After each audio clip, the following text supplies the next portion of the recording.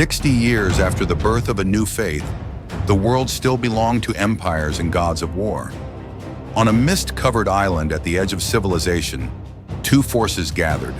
One a wall of iron, small in number but unbreakable. The other a roaring tide of hundreds of thousands, wild as the storm that bore them. Blades met spears, bronze clashed against steel, and the earth shook as the thunder rolled from men instead of clouds. From dawn until the sun drowned in blood, the valley roared with fury. 10,000 held their ground against a sea of chaos, and when silence fell, it was the silence of legends. For on that day, the world learned that discipline could triumph over rage, and that even the might of an empire could tremble before the will of the free. Britannia, 60 years after Christ.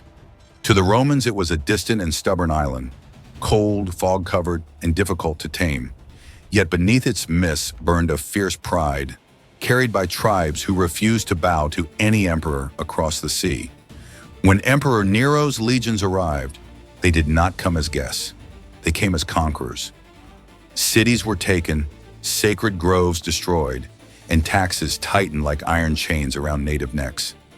Among the conquered tribes, one name would soon ignite a storm: Boudica, queen of the Iceni. After her husband's death, Rome broke every promise.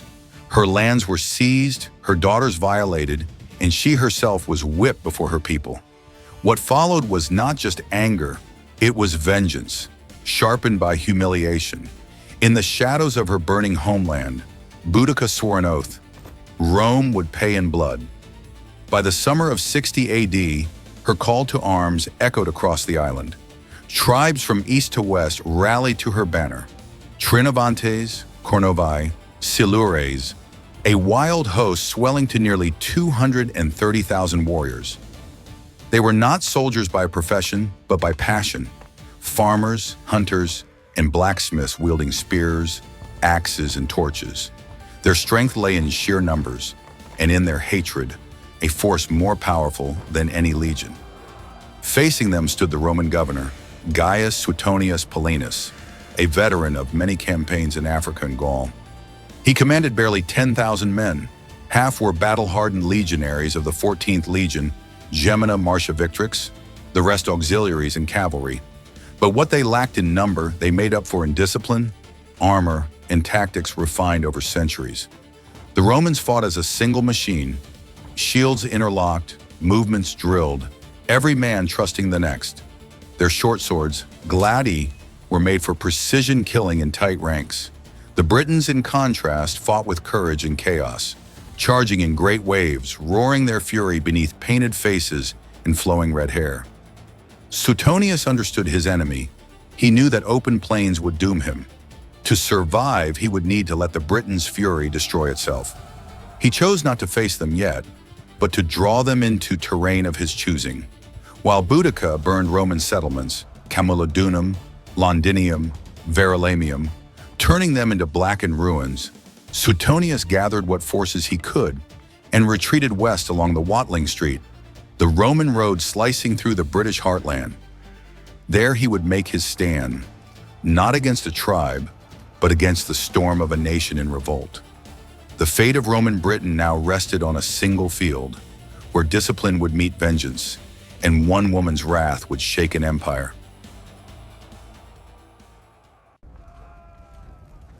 The rebellion had become a wildfire.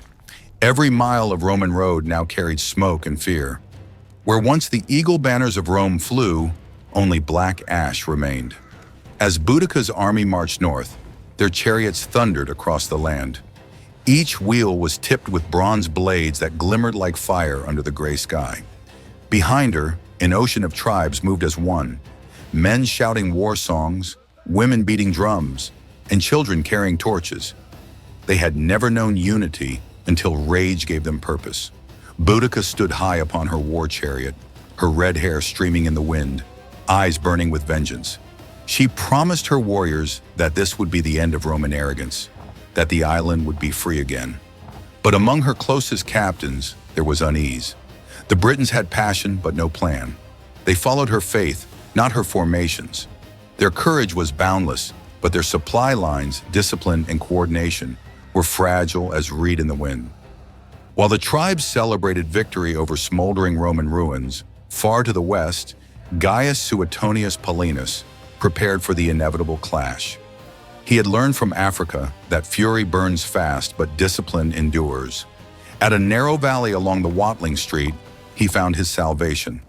A defile hemmed in by forests and rising ground. There, a small army could face a host 100 times its size. Suetonius inspected every shield, every sword, and drilled his men relentlessly. He ordered carts, women, and supplies moved to the rear, forming a barricade behind the troops. If Rome was to survive, there would be no retreat, only victory or extinction. He arranged his legionaries in a tight wedge, auxiliaries on both flanks, and cavalry hidden on the edges of the wood. Each soldier understood his place, his command, his death if needed. They built small mounds for artillery, scorpiones ready to hurl iron bolts when the Britons charged. On the eve of battle, Suetonius rode before his men. His voice was calm, his words heavy as iron. "Look upon their numbers, and you will see your glory. One day, Rome will forget their names, but it will remember yours." As dusk fell, campfires flickered against the forest walls. 10,000 Romans waited in silence, while beyond the hills the roar of hundreds of thousands echoed through the night. Between them lay the narrow throat of a valley, the place where the empire's fate would be decided. The storm was ready, and at dawn it would break. Dawn crept through the mist like a ghost. From the valley came the sound of drums, thousands of them, beating like thunder rolling across the hills. The Britons were coming. From the ridge above, the Roman line stood still, shields raised, faces calm and cold. 10,000 men, iron against the storm. Below, a sea of painted warriors stretched to the horizon, their chariots wheeling in wild circles, their shouts shaking the earth. Boudica rode at the front, her daughters beside her, her chariot blades flashing in the morning light. She lifted her spear toward the Roman wall of shields and screamed a single word: "Freedom!" The ground trembled as the Britons surged forward. Chariots cut through the grass, horses foaming, warriors leaping from wagons with axes and spears. 1,000 war horns blared. From above, the Roman standards glittered. And then came the order. "Pilum! Throw!" A black storm of javelins arced through the sky. Iron rained down, tearing through naked flesh, piercing shields, impaling men and beasts alike. The front ranks of the Britons collapsed, but the mass behind pushed on, climbing over their dead, screaming for vengeance. When they reached the Roman wall, they crashed against it like a wave against a cliff. Shields locked, swords thrust. The gladies stabbed fast and low, finding every gap in the enemy's frenzy. Blood sprayed against polished armor. The air filled with the sound of iron on bone. Boudica's warriors fought with savage courage. They clawed, hacked, and threw themselves against the line again and again. But the valley betrayed them.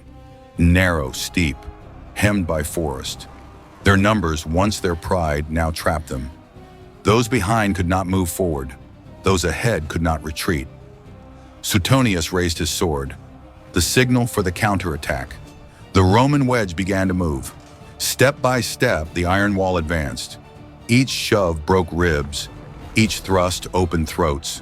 The auxiliaries swept in from the flanks, stabbing and cutting into the chaos. Then came the cavalry. From the forest edges, Roman horsemen burst forth, crashing into the Briton sides like thunderbolts. Spears drove through backs and bellies. Hooves crushed skulls into the mud. The Britons began to break, panic spreading like fire in dry grass. They turned to flee, but behind them, their own wagons blocked the way. Families, carts, and supplies had followed them to witness the victory that would never come. Now the path was sealed. Trapped between steel and wood, the army of Boudica dissolved into carnage. For hours, the killing continued. No mercy, no prisoners. The valley became a river of blood. By the time the sun reached its peak, the rebellion had been drowned in it. The valley was no longer a battlefield, it was a graveyard. Bodies lay piled like waves, frozen in red. The stench of iron, blood, and smoke hung heavy in the morning air. Suetonius rode slowly among the dead, his armor streaked with mud and crimson. The Roman standard still stood firm, eagles glinting beneath the pale sun. Around him, legionaries moved with grim efficiency, finishing what remained. There were no cheers, only the sound of breathing, weary, human, and haunted. Far beyond the carnage, Boudica fled with a handful of survivors. Her chariot wheels splashed through streams of blood. Behind her, the dream of a free Britannia burned to ash. She had fought not just for vengeance, but for dignity, and now both were lost. The survivors stumbled through forest paths, pursued by Roman cavalry cutting down stragglers one by one. Arrows whistled through the trees. Smoke rose behind them like a second dawn. Everywhere the sound of hooves, relentless, closing in. At last, Boudica reached the ruins of a sacred grove. It was here years ago that she had prayed to the gods of her ancestors for strength. Now kneeling among the broken stones, she knew the truth. The gods had answered her, but not as she hoped. Rome was not a beast that could be slain in a single battle. It was an empire of patience, steel, and order. She looked to her daughters. Their faces, once filled with fire, were hollow with grief. To be captured meant humiliation, a Roman parade, chains, and mockery before Nero's court. Boudica would give them no such fate. The chroniclers would later whisper that she drank poison, that her daughters followed her into silence, and that the wind carried her last breath across the blackened fields of Watling Street. When Roman scouts found the grove days later, they found only 3 shapes lying still beneath the oaks. No weapons, no resistance, only the end of a storm. Back on the battlefield, Suetonius ordered the burial of his dead and the burning of the enemy. More than 80,000 Britons had fallen, while the Roman losses were less than 400. It was not a battle, it was annihilation. And yet, even in victory, Suetonius knew what history would remember. Not his tactics, not the numbers, but the name of the woman who had dared to defy an empire. Boudica, queen of the Iceni, the woman who set Rome itself trembling, if only for a moment. When the battle ended, the valley lay silent, a silence too heavy for victory. The crows circled above the corpses of thousands, and the red earth still steamed beneath the pale sun. The empire had survived, but something in it had changed forever. When news reached the capital, Emperor Nero did not rejoice. He trembled, for the empire had glimpsed its own reflection, proud, cruel, and fragile. One flame on the world's edge had nearly set Rome ablaze. Gaius Suetonius Paulinus, the man who saved the province, expected triumphs, statues, and songs. Instead, he received suspicion. Nero feared any general too beloved by his soldiers. The Senate whispered that Paulinus had been too merciless, that his hands were stained deeper than honor could wash. Across the ruins of southern Britannia, the aftermath was unspeakable. The cities that once echoed with Latin tongues were now ghost towns. Charred walls, broken altars, streets thick with ash and silence. Even the Roman victors buried their dead without music, for the smell of victory was the same as death. The tribes that survived scattered into the mists of the north, taking their rage with them like an unhealed wound. Rome rebuilt, as it always did, with stone, discipline, and law. Roads carved through the bones of the fallen. Fortresses rose where villages had burned. Order returned, but it was the order of fear. The people obeyed, but no longer believed. Before leaving the island, Suetonius wrote his final report. Just one line would echo through the centuries. They have learned what it means to defy Rome.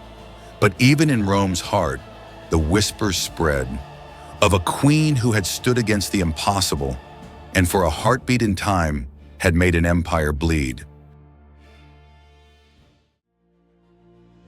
Centuries passed. The empire that once stretched from the deserts of Africa to the fog of Britannia crumbled into dust. But her name, the name of the woman who defied it, never faded.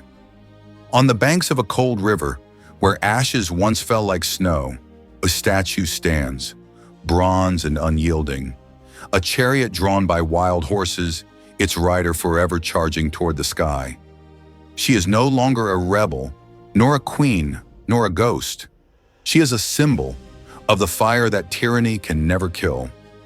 The Romans built roads, laws, and walls. They left behind stone and order.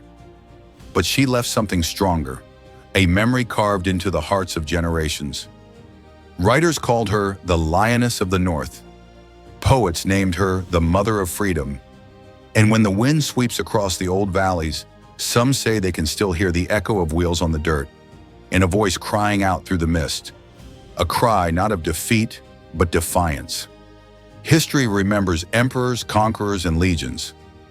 But legends remember something greater, the spirit that refuses to bow. And as long as there are people who stand against the impossible, the flame of that woman, the queen who once set an empire trembling, will never die.